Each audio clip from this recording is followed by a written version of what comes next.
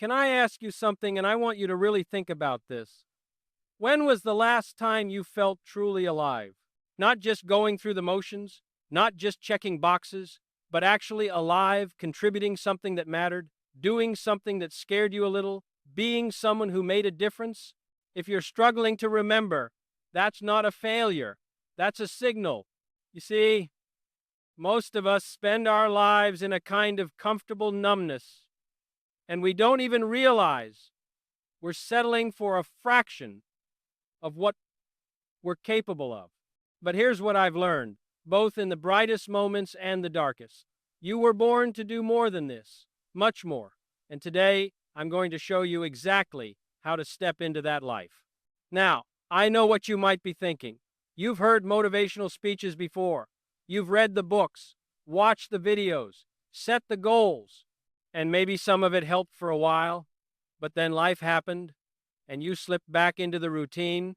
You're back to feeling stuck, wondering if this is just how it's supposed to be. Maybe you've even started to think that the big dreams, the meaningful life, the real contribution, maybe that's for other people. People who have more advantages, more talent, more time, more something. Let me tell you right now, that's not true. And I don't just believe that, I know it. I've lived it. By the end of these next 40 minutes, you're going to have something concrete. Not just inspiration that fades by tomorrow morning, but a complete framework for identifying your deeper purpose and taking immediate action toward it. These are the same principles that guided me from being someone nobody expected to accomplish much to leading during one of the most critical decades in our nation's history. And if they work for me with all my limitations, all my struggles, all my doubts, they'll work for you too. So let's talk about where you are right now. You wake up, you go through the routine, and somewhere deep inside there's this nagging voice saying there has to be more than this. You see other people making a difference, living with purpose, and you wonder why you can't figure out your own path. Maybe you're successful by all the usual measures. Good job, nice life, but something's missing. Or maybe you're just starting out and you're already feeling lost, like everyone else got a map and you didn't. Either way, that voice inside isn't confusion. It's your conscience calling you to something greater. And the fact that you're here, watching this right now, tells me you're ready to answer that call. But here's what makes it so hard. Maybe you have ideas about what more could look like, but they feel too big, too unrealistic. Who are you to think you could make that kind of impact? I understand that fear intimately because I felt it before PT 109, before the Senate, before everything that came after. That voice in your head that says you're not enough, not ready, not qualified. I know it well. But here's what I learned through experience, through testing it in the most extreme circumstances. Courage isn't the absence of fear. It's deciding that something else matters more than your fear. And then there's the biggest struggle of all. Maybe it's not that you don't want more. It's that you don't know where to begin. You don't have a roadmap. You don't have someone who's been there to show you the way. That's exactly why I'm here today, to be that person for you. Because what I'm going to share isn't theory. It's not motivational platitudes or positive thinking exercises. These are battle-tested principles from someone who had to figure out how to lead when lives were depending on my decisions, when failure meant more than just personal disappointment. You see, right now you're living in what I call the comfortable cage. It's safe enough that you won't leave, but small enough that you're dying inside. Most people will tell you to set goals, make plans, think positive. And sure, those things have their place, but that's not enough. What I'm going to show you is how to connect with something so much bigger than yourself that it pulls you forward even when every logical reason says to quit. That's the difference between motivation and mission. Motivation fades. Mission endures. Here's what society gets wrong. They tell you that purpose is something you find, like it's hidden under a rock somewhere, waiting for you to discover it. That's backwards. Purpose isn't found, it's forged. It's built through action, through service, through pushing past your limitations. And it's available to anyone willing to ask not what life can do for them, but what they can do for life. That shift, that simple reversal of the question, changes everything. And here's the emotional truth we need to face together. You weren't born to be comfortable. You were born to be challenged, to grow, to contribute. And somewhere deep inside, you already know this. That's why you clicked on this video. That's why you're still watching. That restlessness you feel, that sense that you're meant for more, that's not a problem to solve. It's a calling to answer. You're ready. Now let me show you how. I want to start by taking you back to a moment that shaped everything for me. I was young, maybe 10 years old, and I was sick. Again, I spent a lot of my childhood being sick. Scarlet fever, chronic stomach problems, back pain that would follow me for the rest of my life. My father used to take me sailing despite all this, because he believed that protection wasn't what I needed. Challenge was, one day we were out on the water and a storm hit. Not just rain, I mean a real storm. The kind that makes experienced sailors nervous. I was freezing, terrified, begging to go back. And you know what my father did? He threw me in the water. Now, before you think he was cruel, let me explain. He was right there. He wasn't going to let me drown, but he needed me to learn something that words couldn't teach. I was thrashing around, panicking, certain I was going to go under, and then something shifted. My body took over. My arms found a rhythm. I realized I could do this. I could swim in conditions I thought would kill me. When he pulled me back in the boat, he said something I've never forgotten. You'll never know what you can do until you have to. That moment in the water taught me something, but it took another body of water, the Pacific, to really drive it home. Let me take you there. It's August 2nd, 1943. I'm a young officer with a bad back that should have kept me out of combat in the first place. I pulled strings to get into the action because I couldn't live with myself sitting safely at home while others were fighting. They gave me command of PT 109, a patrol torpedo boat. Most of the crew were just kids, really. We all were. And on this particular night, we're patrolling the Blackett Strait near the Solomon Islands. It's dark. I mean the kind of dark where you can't see your hand in front of your face. And then, out of nowhere, a Japanese destroyer, the Amagiri, cuts right through us, splits the boat in half. There's fire, explosions, men screaming. 2 of my crew are badly injured. Some are thrown into the water. In the chaos, you don't think, you just react. I grab McMahon, my engineer. He's badly burned, can't swim. I take the strap of his life vest, put it between my teeth, and I start swimming. I don't know where I'm going. There's supposed to be an island somewhere in the darkness, but I can't see it. I just swim. 5 hours. That's how long I swam, pulling McMahon behind me, my bad back screaming with every stroke. And here's the thing, I had every reason to quit. The physical pain was unbearable. I didn't know if we were even going in the right direction. I didn't know if the rest of my crew had survived. But I couldn't quit because it wasn't just about me anymore. McMahon's life was literally in my teeth. If I stopped, he died. That changed everything. We made it to an island, gathered the rest of the crew who'd survived, and then we spent days trying to signal for rescue, swimming between islands, carving messages on coconuts, one of which, by the way, I kept on my desk in the Oval Office for the rest of my life. But the real lesson wasn't about survival tactics. It was this: I didn't make it because I was the strongest or the most prepared. I survived because I had something bigger than myself to fight for. My crew depended on me. When your purpose is larger than your pain, you discover strength you never knew you had.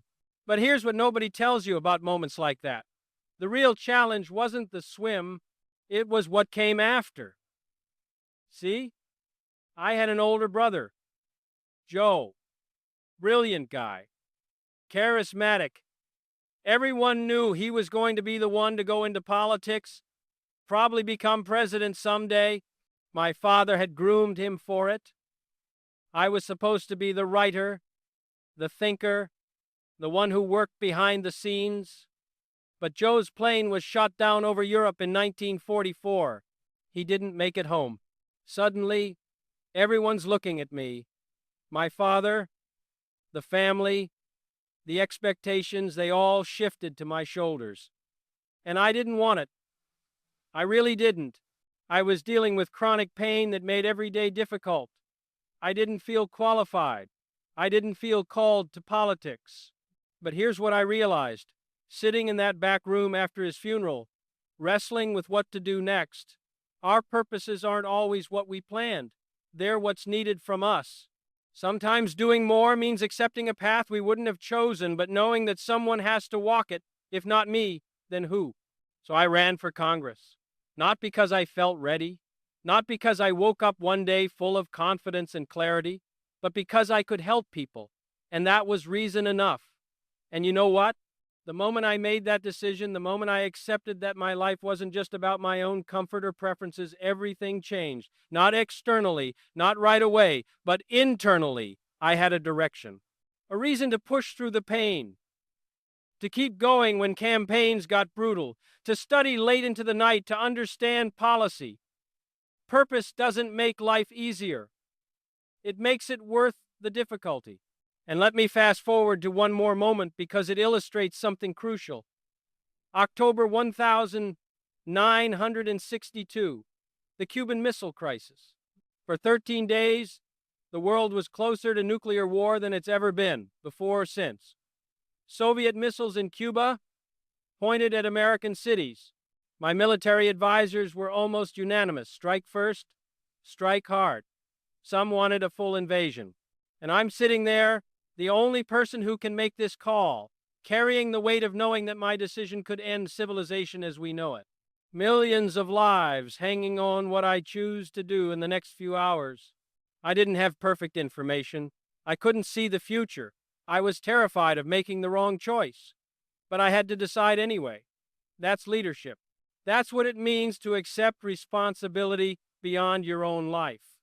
And here's what guided me. Doing more sometimes means having the restraint to do less. Everyone wanted action, wanted me to look strong, wanted decisive force. But I kept asking myself, what serves the greater good? Not what makes me look good, not what quiets the pressure, but what actually serves humanity. We negotiated. We played chess instead of checkers. We created a solution that let both sides step back from the brink. It worked, but it could easily have gone the other way. I'm not telling you these stories to impress you. I'm telling you because they're proof that the principles I'm about to share aren't theory. They're what kept me alive and helped me lead when everything was on the line. And if they worked in those extremes, they'll work in your life too. So let's break them down. The first principle is what I call necessary action. Here's what most people get wrong about purpose. They think you have to find it first, figure it all out, and then start moving. But it's completely backwards. You discover your purpose not through thinking about it, but through acting in service of something bigger than yourself. Purpose isn't a destination, it's a direction. Every time you choose service over safety, contribution over consumption, you're moving toward it. The path reveals itself through walking, not through planning. Think about it this way. When I was swimming in the Pacific with McMahon's life vest in my teeth, I wasn't having some profound spiritual revelation about my purpose. I was just doing what needed to be done in that moment. But it was through doing that thing, through choosing action over paralysis, through serving something beyond myself that I discovered who I was capable of being. Action creates clarity. Clarity doesn't create action. So why does this matter for you? Because most people wait. They wait to feel ready. They wait to feel called. They wait for the perfect moment or the complete plan. And while they're waiting, life passes them by. Meanwhile, the world needs what you have to offer right now, not in some theoretical future when you've figured it all out. Your purpose reveals itself through your service, not before it, through it. Here's the philosophical foundation that changed my life. Ask not what your purpose is, ask what needs to be done, and do it. Stop asking what you're meant for and start asking what needs you. Where can you contribute? Who can you help? What problems are right in front of you that you have the ability to address? Start there. Your grand purpose will emerge from these small acts of necessary service. I promise you that. Now let me address the misconceptions, because they're what keep people stuck. First misconception: you need to know the whole path before you take the first step. Wrong. You only need to know the next right thing to do. I didn't know I'd end up as president when I ran for Congress. I just knew I could help people in my district. That was enough. Second misconception: your purpose has to be world-changing to be meaningful. Also wrong. If you're a parent raising good kids, that's purpose. If you're a teacher shaping young minds, that's purpose. If you're a nurse caring for the sick, an artist bringing beauty into the world, a friend showing up for someone in crisis, that's all purpose. It doesn't have to be on the history books to matter. Third misconception: purpose is this permanent, unchanging thing you discover once and you're done. No. Purpose evolves as you evolve. Mine did. Yours will too. And that's okay. Let me give you multiple perspectives on this because I want you to see how it applies everywhere.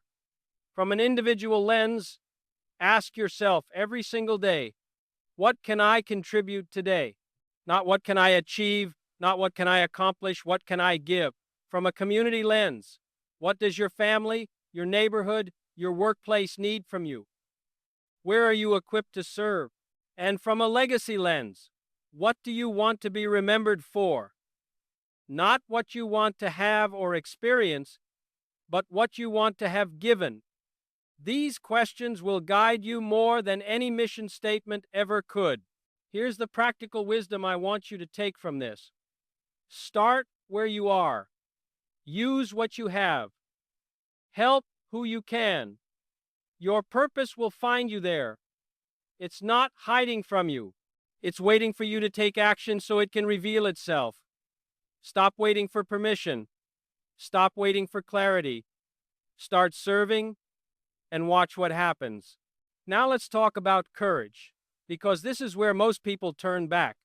You were born to do more, but more requires crossing the threshold from comfortable to courageous. And that crossing point, that moment when you have to choose between the safe path and the meaningful one, that's where most people stop. They see the threshold, they feel the fear, and they turn around. They go back to the comfortable cage. And I understand why. Courage is uncomfortable by definition. But here's the reality. Everyone has dreams. Everyone has ideas about what they could do, who they could become, how they could contribute. But few have the courage to make those dreams uncomfortable by actually pursuing them, because the moment you start pursuing them, they become real. They become something you can fail at, and failure hurts. Staying in the dream is safe. Making it a goal is dangerous. But you weren't born for safe. You were born for significant. Let me explain the mechanism, because this changed everything for me. Courage isn't a personality trait. It's not something you either have or you don't. It's a muscle. Every time you choose discomfort over comfort in service of something meaningful, you strengthen that muscle. Every time you do the scary thing, have the hard conversation, take the risk, stand up for what's right. When it costs you something, you're building courage. And like any muscle, it gets stronger with use and weaker with neglect. There are different types of courage, and you need to develop all of them. Physical courage is facing bodily harm or pain. That's what I had to call on in the Pacific. But most of you won't need that kind. You need moral courage, standing for what's right, even when it costs you relationships, opportunities, comfort. You need creative courage, risking failure to create something new, to share your voice, to put something original into the world. And you need vulnerable courage, admitting weakness, asking for help, showing people the real you instead of the polished version. All of these are muscles. all of them need training. Here's the deeper truth I discovered. People don't lack courage. They lack a reason to be courageous. Find something worth being afraid for, and courage finds you. When I was swimming with McMahon, I wasn't thinking about being brave. I was thinking about keeping him alive. The courage came because the reason was bigger than the fear. That's the key. You can't manufacture courage by psyching yourself up. But you can find a purpose so compelling that courage becomes the natural byproduct. And here's the warning I have to give you. Comfort is the slow death of potential. Every day you choose ease over edge, safety over significance. You're choosing less over more. You're choosing to stay small. And the tragedy is that it feels okay in the moment. Comfort is seductive that way. It doesn't feel like giving up. It feels like being reasonable, being practical, being smart. But year after year of reasonable choices leads to a life of quiet regret. I've met people at the end of their lives, and the ones with regret aren't the ones who tried and failed. They're the ones who never tried at all. Let me share something personal. When I was dealing with chronic pain, I had a choice every day. I could let the pain be my excuse. I could stay home, stay comfortable, protect myself, or I could push through it and do what I was called to do. Now, I'm not saying ignore your health or be reckless, but I am saying that pain, whether physical, emotional, or psychological, will either be your prison or your training ground, and that choice is yours. Here's the paradox that nobody tells you. The more you avoid discomfort, the more painful your life becomes. Because you're not just avoiding the external discomfort, you're creating internal suffering. The regret, the what-ifs, the knowledge that you're capable of more but choosing less that eats away at you. But the more you embrace discomfort in service of growth and contribution, the more alive you feel. The external challenges increase, yes, but the internal peace and fulfillment increase even more. You become someone you're proud to be. So here's what I want you to understand. Facing death in the Pacific changed my relationship with fear permanently. After you've looked death in the eye and survived, a lot of other fears shrink. Criticism, who cares? Failure, I've failed plenty. Looking foolish, I'm still standing. When you face the ultimate fear and come through it, everything else becomes manageable. Now, I'm not saying you need to go find a life or death situation, but I am saying you need to face something that scares you regularly, because that's how you build the courage muscle that everything else requires. Let me give you the third principle, and this is the one that defines my entire philosophy. Ask not what your country can do for you, ask what you can do for your country. Now, you've probably heard that before, but let's go deeper into what it really means, because it's not just about patriotism, it's about reversing the fundamental question of life.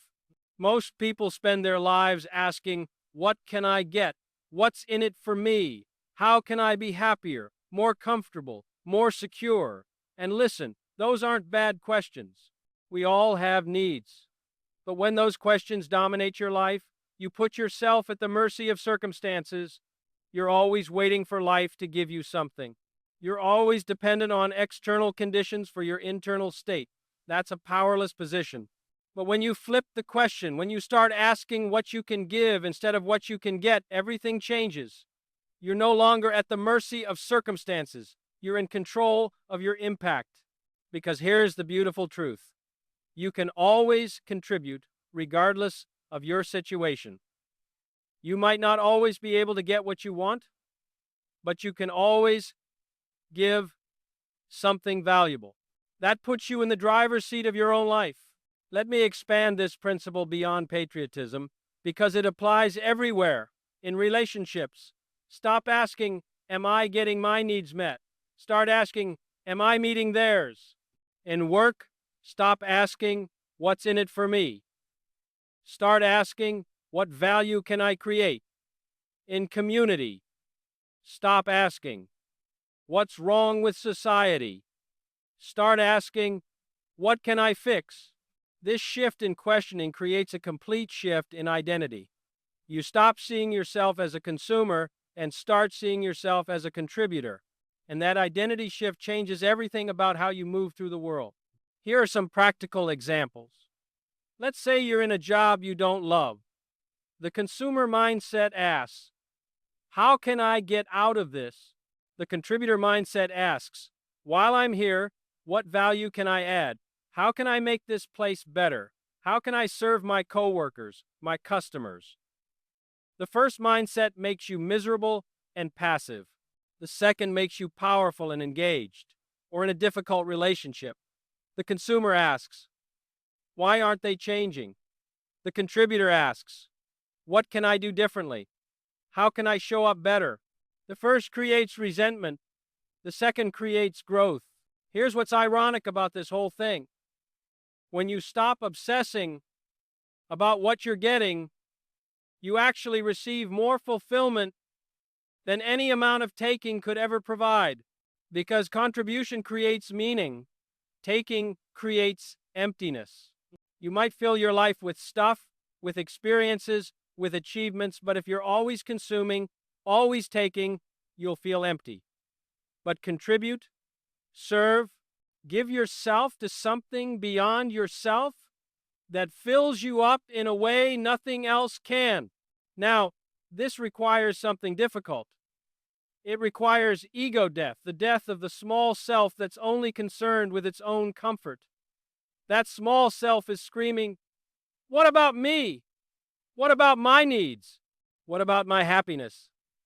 And yes, you have to take care of yourself, but that can't be the center of your life. When you make yourself the center, everything feels like it's never enough. When you make contribution the center, everything you receive feels like a bonus. Let me give you the fourth principle, and this is about how to set goals that actually transform you. We choose to do things not because they are easy, but because they are hard, because hard goals organize and measure the best of our energies and skills. I said that about going to the moon, but it applies to every area of life. Here's the psychology. Easy goals don't transform you. They don't require you to grow. They don't pull more out of you than you currently have. If you can achieve a goal with your current knowledge, skills, and character, that goal isn't big enough. It might be a task worth doing, but it's not a goal that changes who you are. And if you want to do more, you need to become more. That requires goals that scare you. The strategy is this. Set a goal so ambitious it seems impossible, then let that impossibility force you to become someone new. Because here's what happens. When you commit to something impossible, you can't achieve it as your current self. You have to evolve. You have to learn new things, develop new skills, build new relationships, overcome new fears. The goal pulls you forward into a new version of yourself. That's the whole point. Let me break down what makes a real moonshot. First, it has to scare you. If it doesn't make your heart race a little, it's not big enough. Second, it has to serve others. If it's just about you, your success, your recognition, your achievement, it won't sustain you through the hard parts. Third, it has to be specific and measurable. Not, I want to make a difference, but I will feed 1,000 families by this time next year. Fourth, it has to have a deadline. Goals without deadlines. Fifth, and most importantly, it has to require becoming someone you're not yet. If you can see how to do it with what you currently know and have, think bigger. Let me give you the historical example that defines this. In 1961, when I committed this nation to landing a man on the moon before the decade was out, we couldn't do it. We literally didn't have the technology. We hadn't figured out most of the problems we'd need to solve. Some people thought I was crazy, but I committed to it anyway. Why? Because the commitment would force us to invent what we needed. The goal organized our efforts, focused our resources, and pulled innovations out of us that never would have emerged if we'd stayed comfortable. And that's exactly what happened. We invented new technologies, new materials, new processes, We trained a generation of scientists and engineers. We solved problems that didn't even have names yet. And on the 20th of July, 1969, Neil Armstrong stepped onto the lunar surface. Not because we knew how when we started, but because we committed before we knew how, and let that commitment drive the necessary transformation. Now bring this to your personal life. The thing that if you achieved it, you'd look back on your life and say, that's why I was here. That's what I was born to do. Maybe it's starting a business that employs 100 people in your community. Maybe it's writing a book that changes how people think about something important. Maybe it's raising kids who go out and make the world better. Maybe it's mastering a craft so completely that your work becomes art. Maybe it's healing a broken relationship that everyone else gave up on. Whatever it is, it has to be big enough that you can't see how to get there from here. Here's the warning. Most people set goals they're already capable of achieving. That's not growth. That's confirmation. They set a goal, they achieve it, they feel good for a moment, and then they're the same person they were before. Don't do that. Set a goal that requires you to fail, to learn, to grow, to become someone new. Set a goal that you might not achieve, but in trying, you become the person you were meant to be. And here's the promise. The moment you commit to something that requires more than you currently are, you activate latent potential you didn't know you had. It's like your whole system wakes up. Suddenly you notice opportunities you were blind to before. You find energy you thought you'd lost. You attract people and resources that align with your mission. It's not magic, it's focus. When you commit to something big, your entire being orients toward making it happen. And that orientation changes everything. Now let's talk about leadership. Because if you're going to do more, you're going to have to lead. Even if you never have a formal title. Leadership isn't about having power. It's about accepting responsibility for outcomes beyond your own life. And that's heavy. It's supposed to be heavy. Because real leadership is lonely. It's difficult. And it requires making decisions that might be wrong. Here's the reality nobody tells you. When you step into leadership, you're signing up to carry weight others won't. You're accepting that the buck stops with you. That when things go wrong, you don't get to point fingers or make excuses. That when you make a decision, people's lives are affected by it. And sometimes you'll make the wrong call. Sometimes you'll fail people who depended on you. That's the weight. And it's real. But here's the necessity. Someone has to. If not you, then who? Look around at your family, your workplace, your community. There are problems that won't get solved unless someone steps up. There are people who won't get helped unless someone takes responsibility.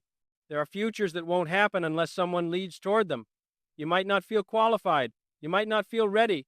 But leadership doesn't wait for readiness. It responds to necessity. So what's the practice? Start by accepting full responsibility for your own life. No blaming, no excusing, no explaining away. You are where you are because of the choices you've made, and you'll be where you're going because of the choices you make from here. That's step one. Then expand outward. Take responsibility for your immediate relationships. Then your team or community. Then beyond. Each level requires more courage, more wisdom, more sacrifice. But each level also creates more impact. Here's how you know you're ready to do more. When you stop making excuses and start making decisions. When you stop waiting for someone else to fix things and you start fixing them yourself. When you stop asking for permission and you start asking what needs to be done. Maturity is the willingness to be responsible, and leadership is maturity in action. All right, we've covered the principles. Now let's get practical, because principles without practice are just philosophy. And you didn't come here for philosophy, you came here for a path forward. So I'm going to give you 4 practices you can start today, not tomorrow, today. And these aren't complicated, they're simple. But simple doesn't mean easy. Are you ready? Let's do this. Practice number 1. the service audit.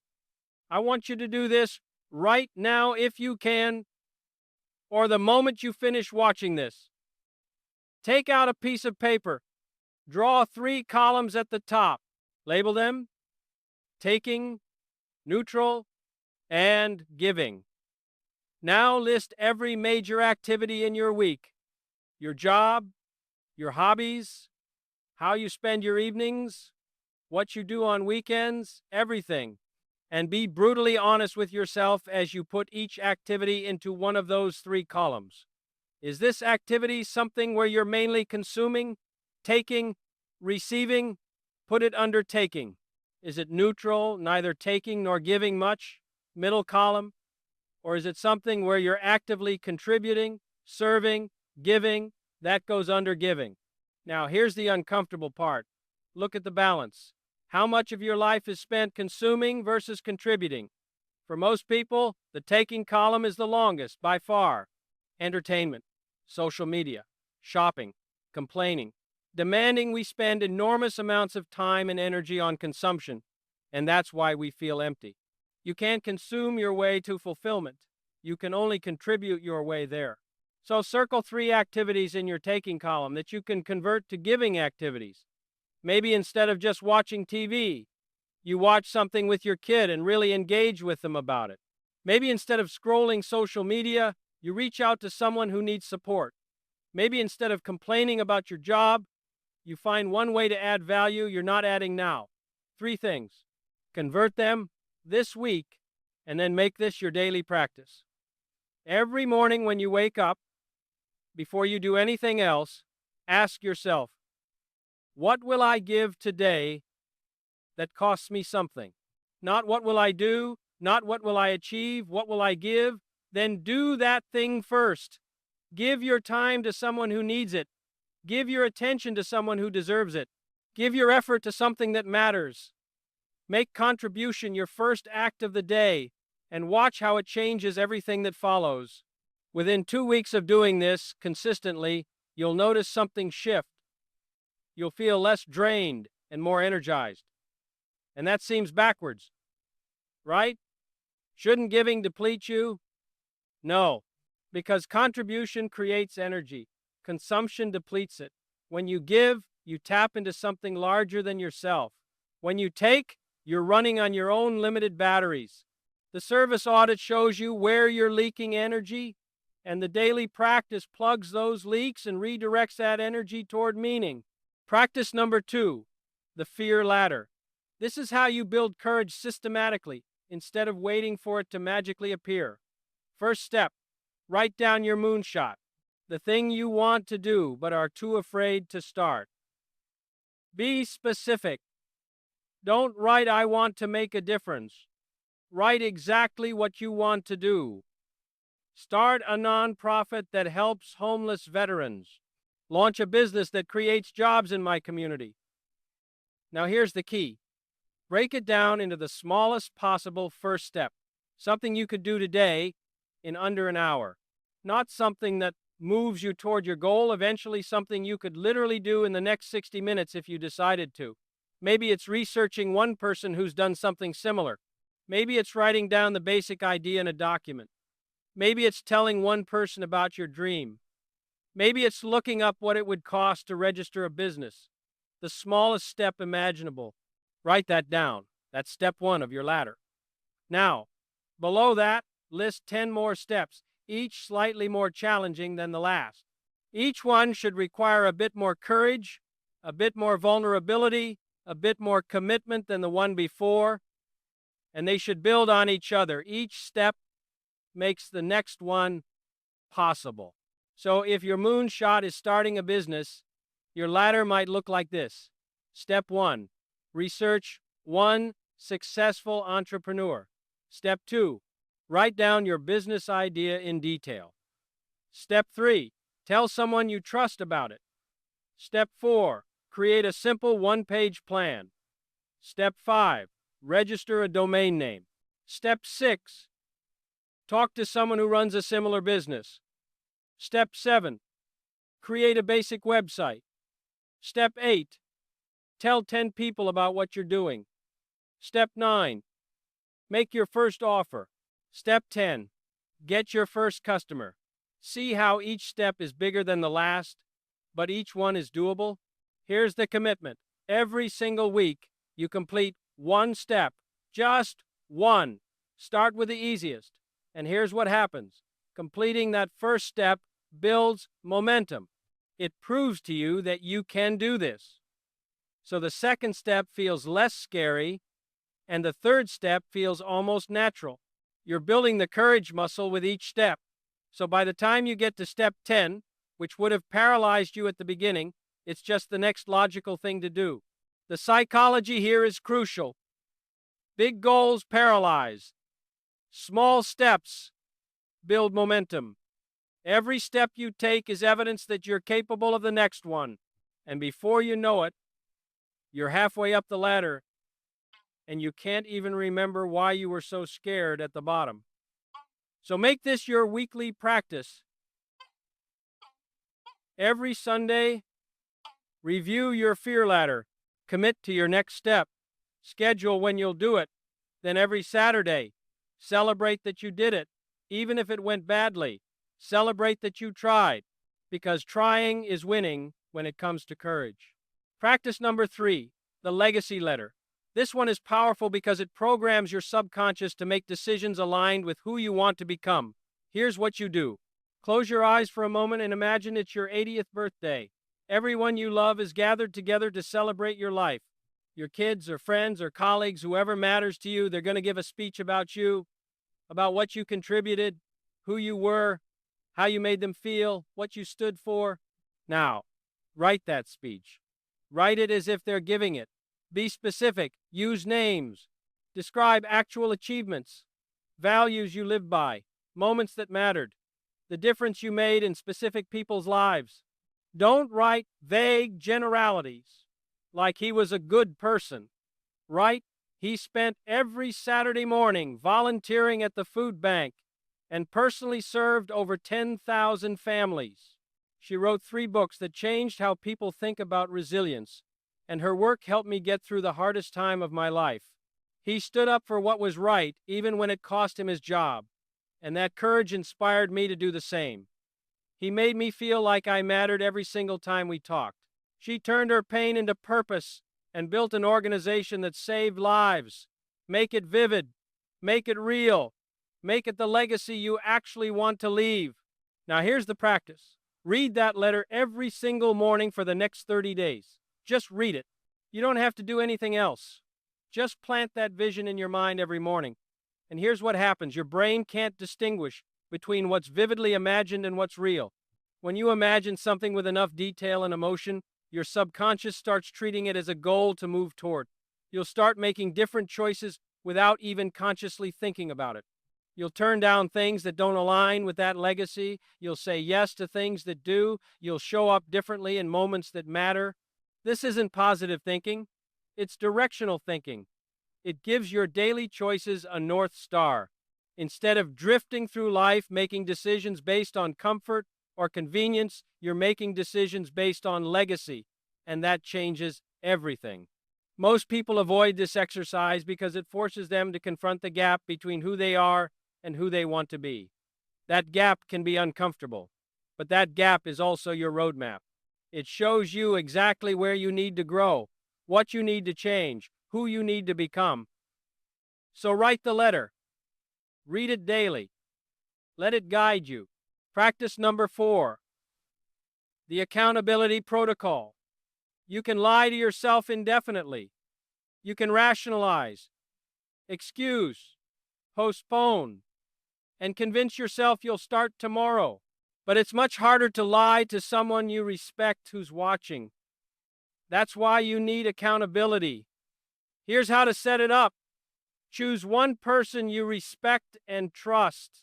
Someone who cares about you enough to tell you the truth, even when it's uncomfortable. Someone who won't let you off easy. Not someone who's always encouraging and supportive no matter what. That's nice, but it's not what you need. You need someone who will call you out when you're playing small.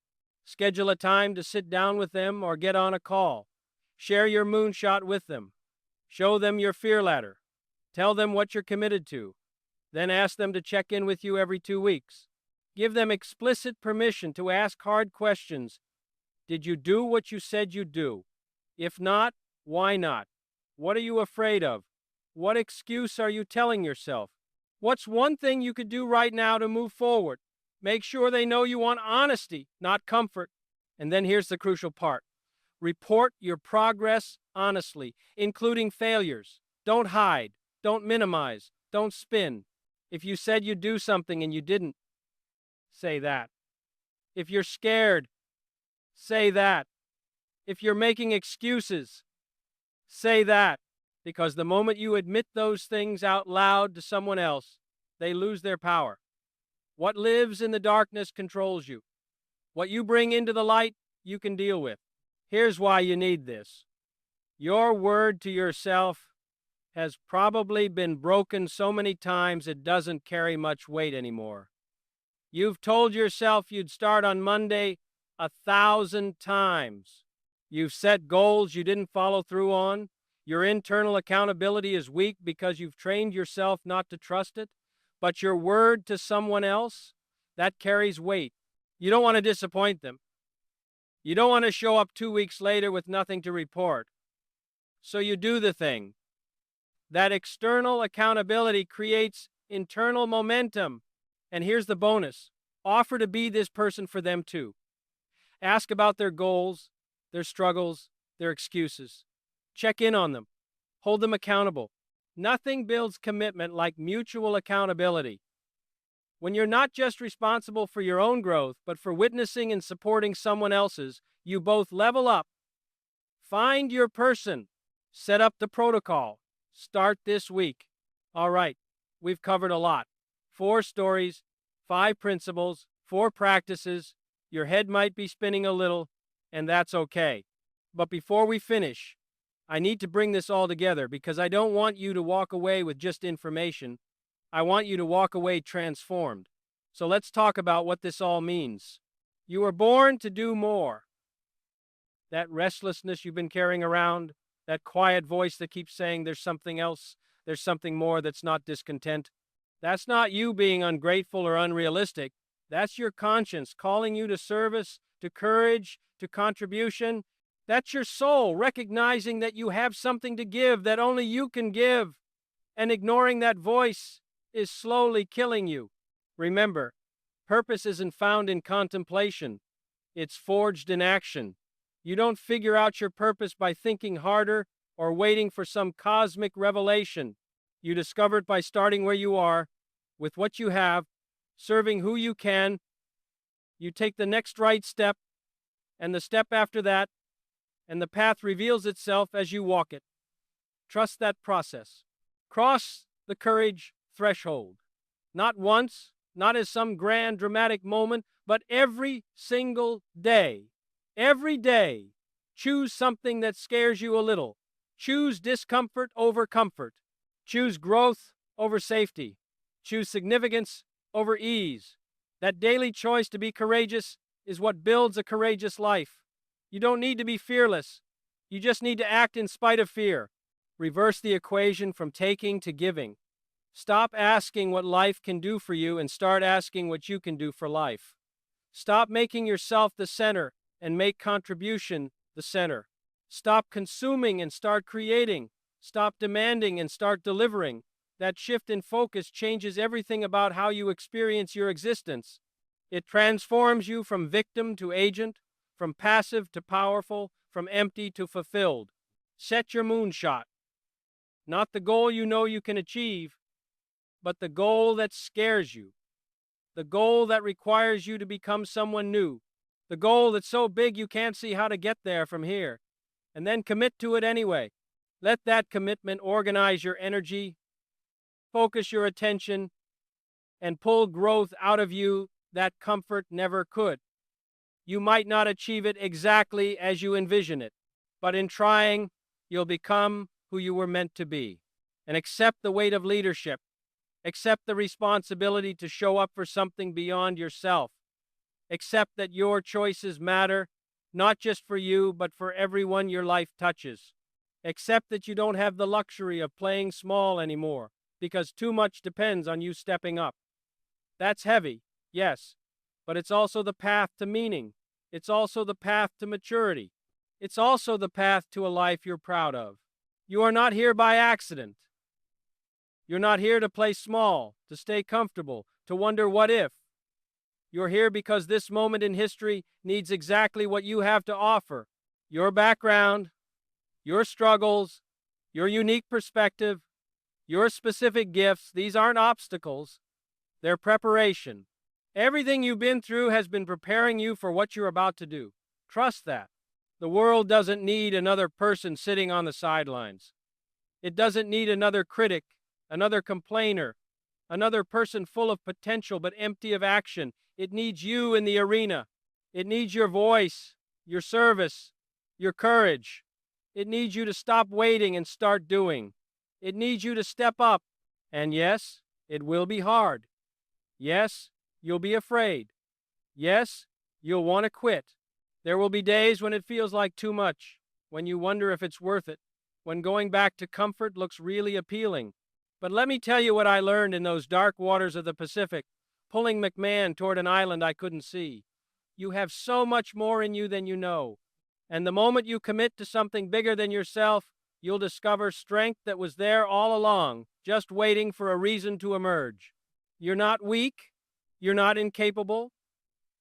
And the moment you test yourself, the moment you step into the arena, face the fear, do the hard thing, you'll realize you were always capable.